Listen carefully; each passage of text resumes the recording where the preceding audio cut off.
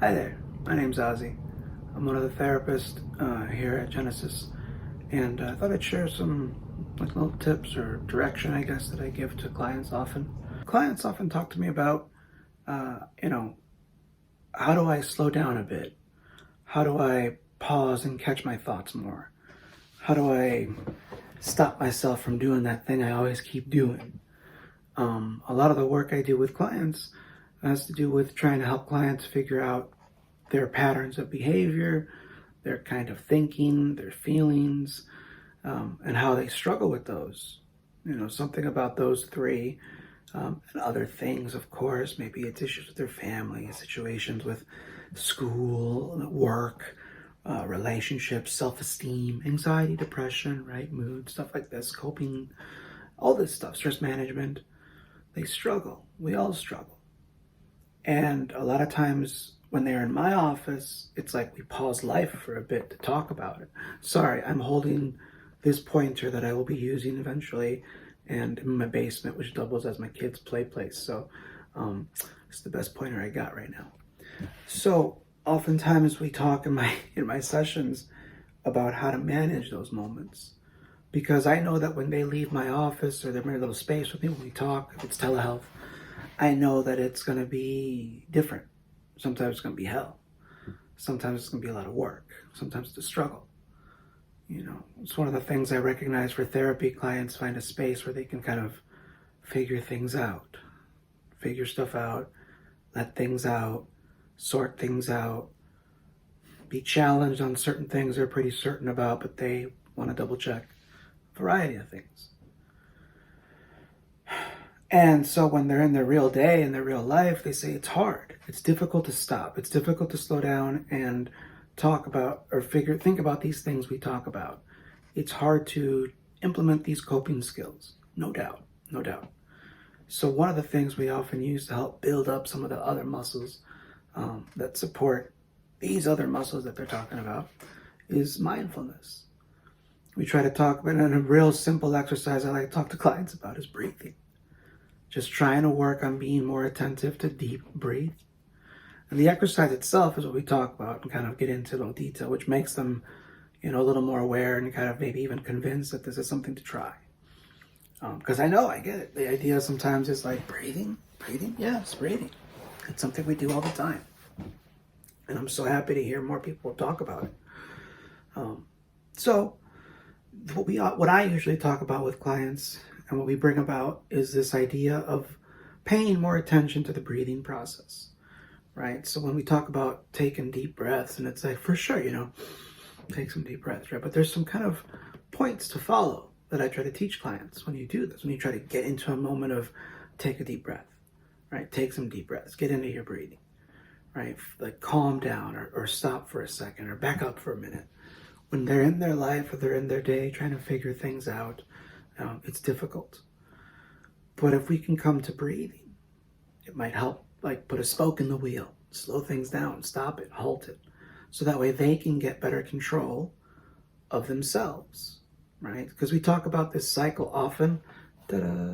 We talk about this cycle often of, oh man, maybe I can pop one of these on. The kids won't kill me here. No, they're there for that. Okay. We talk about this cycle of the cognitive process. Everybody goes through this cognitive process, and so I try to teach clients this all the thing that, in everybody's given situation or moment in time, we're going through this ABC process. And it's connected to our values, to our understanding, our learning, our habits. And so it helps us kind of do what we do in life throughout the day that we're awake and what we do, right? So it's like a heartbeat. I try to talk to clients like, is that kind of like a heartbeat, right? Or like the way the blood flows through the heart, there's a pathway, right? And everybody has this pathway that blood's flowing. So we have this path that like we're thinking and reacting from our environment. And it goes like this: situations, triggers, events, whatever, thoughts, opinions, emotions, and feelings, and then consequences, actions, right? We call it the cognitive process. Sometimes we look at it as a cognitive triangle. Pardon my hat here if you can see. The cognitive triangle. So it can be seen as a triangle, and it's like with little back and forth arrows meaning things can be triggered one way or the other. Maybe clients recognize their behaviors are really bad. Before I know it, Ozzy, I'm looking at my phone and it's been 3 or 4 hours. Before I know it, Ozzy, I'm already looking for that drink. Before I know it, Ozzy, I'm already trying to figure out, how I can not do this, how I can like avoid this. Before I know it, I'm already napping in my bed. I'm already in my bed. Behaviors can be hard to break, right? And so this process helps kind of illuminate, like, why is that? So maybe it starts with behavior. Maybe it starts with a feeling. All I know is that I feel so crappy. I feel so down, or I feel so anxious, or I feel so scared. I feel empty. I feel just so unmotivated. I feel angry. I'm so angry, right? But that starts with the feeling. For someone else, it's like, no. And this is where I try to get clients to recognize more of is like the thinking, right? They sit there and some clients absolutely tell me, all I know is that I start thinking I'm a failure, or this is not going to go well, or she's going to just say this, right? Or why should I tell them? They're just going to think of me like this. These thought processes that we get into can be difficult to stop, right? But clients work with me to try to get more self-aware about this, become more self-aware and do something to pause and then take better initiative, action, control, right? So breathing is a skill I try to tell them to practice. I tell them it's a little side exercise I want you to work on, and if you can, do this like 4 times throughout the day. Do it every day if you can throughout the week. It's fine if it's once a day. We'll start slow. Everybody works at their own pace. We sit there and start taking deep breaths. And the idea is to focus on that process. So I tell clients to come at it from different ways, right? One way is to first think of just that inhale and exhale. But like I said, there's some rules to follow. So try to follow something like breathe in through your nose. Inhale deeply through your nose. Hold it for a second or two. And exhale through your mouth, right? So breathing in. Hold it for a second or two. And then exhale through the mouth. When you're doing this process, I know some people talk about like follow a certain count. And so for sure, there might be different variances. I know there's like the one that we learned in grad school from like DBT was like the 4 square breathing, stuff like this. There's triangular breathing, a wonderful friend of mine taught me, where it's like 4 seconds in, 7 seconds hold, and 8 seconds out. And if you can, when you're doing this, try to use that diaphragm. Try to really push that beer belly out and get that belly out when that inhale, trying to really let that air sink into the bottom and then fill into the top. A lot of us like to breathe in like shallow breaths where we breathe in and it's more like we're trying to inflate our chest quickly, leaving our stomach a little bit still sucked in a little bit. And that's not the idea. So I tell them, focus on that process. But then I go a little bit further, and sometimes I'll practice this with them, directing them in session while they're doing this with their eyes closed. But we'll sit there and say, follow the breath, right? Like imagine as you inhale, this is where it kind of gets like, more descriptive. We try to get in touch with that imagination. But we sit there and say, like, try to imagine what it feels like, right? As you follow the breath, you inhale, you might use your senses. You might hear the air as it flows in through your nose. Right? They might feel it cool as it flows in through the nostrils, cold from the outside, right? As they breathe out, it might feel warmer, carrying their body heat, might sound louder, right? As it's coming out from within. Follow that little gap between the inhale and the exhale. Try to pay attention to how the body feels. As you breathe in, do you feel your chest open up? Like I say, your stomach expand. Do you feel your clothes shift, your scarf move a little bit, right? Do you feel your lungs open up as they intake all the air?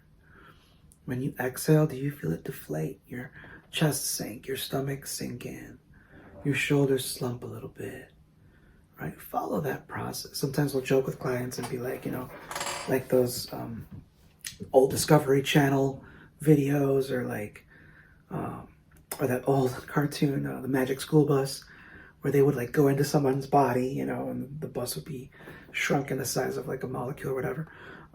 Like think of following your breath in through your nose, and through your lungs, back out the body again, right? So follow the breath. Another angle to come at it is I tell clients, come up with a mantra, some kind of mantra or saying or phrase, quote that follows that inhale, exhale process. Think of something you can come up with in memory pretty quickly, but it also has a meaning behind it, where it feels something meaningful about absolutely inhale and exhale. Some clients even tell me things like, I'll talk about breathe. I'll tell myself, breathe in, and it's going to be okay. And it's like, breathe in, let it out, right? Or take it in, don't keep it. So sometimes there's like a theme or something about acceptance or letting go or forgiveness behind the saying. But something of a mantra that you can come to. And another angle is visual. I really push clients to use their imagination. I'm a kid at heart. And so I really kind of pushed it in my therapy sometimes, I guess. And so I sit there and tell, really describe something in your mind. Visualize it. Something that, again, follows the breath, right? That inhale and that exhale, right? So maybe it's like their body and their silhouette getting brighter and then dimmer, right? Maybe it's like the sunrise and the sunset. I had one client who was a graffiti artist, so lucky.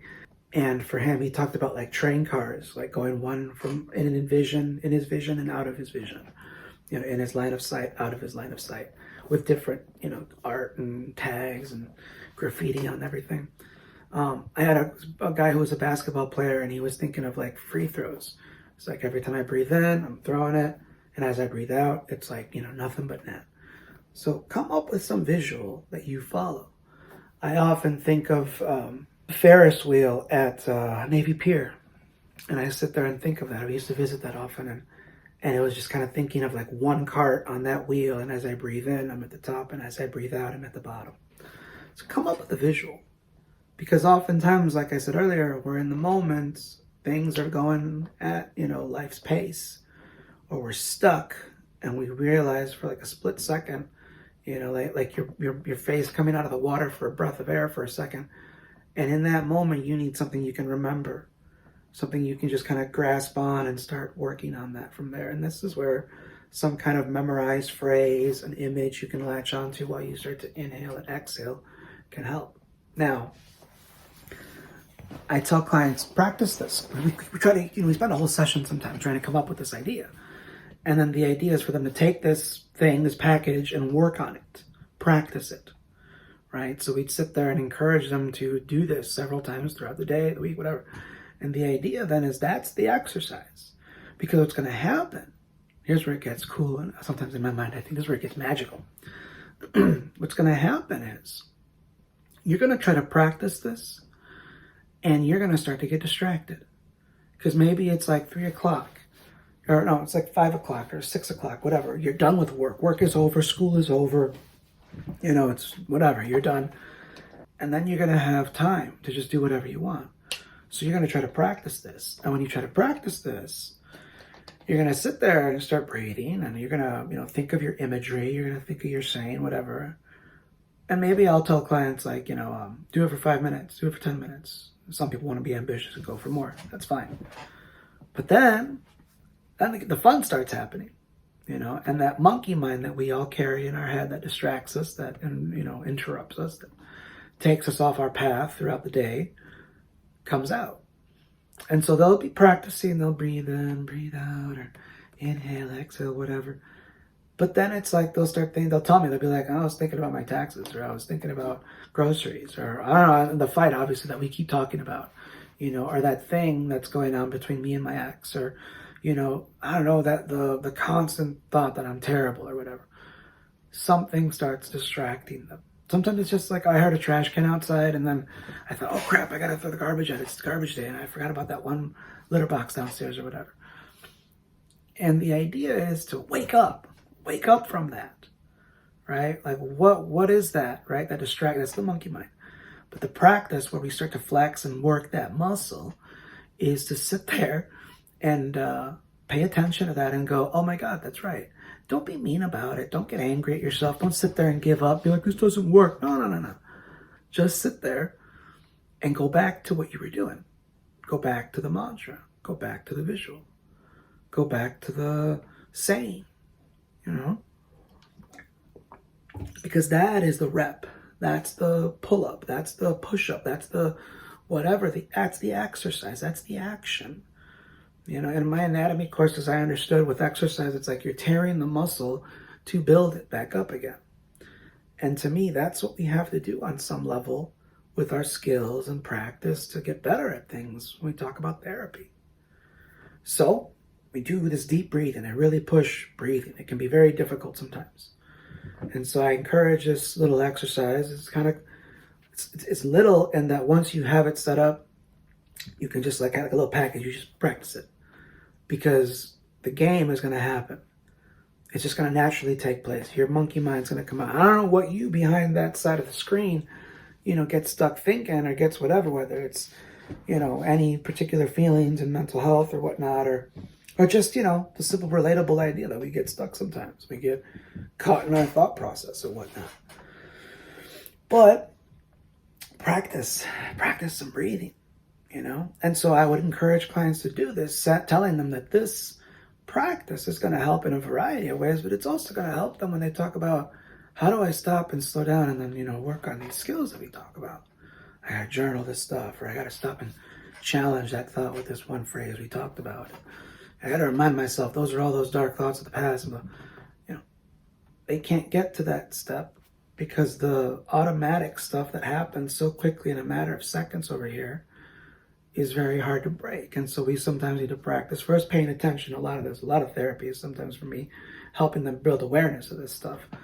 But then it's the, other muscles that help slow the process down a little bit more to help them be more conscientious, like mindfulness. In this case, mindful breathing. So I hope this is helpful. I tried to make this short. I like to ramble and I apologize. Y'all take care.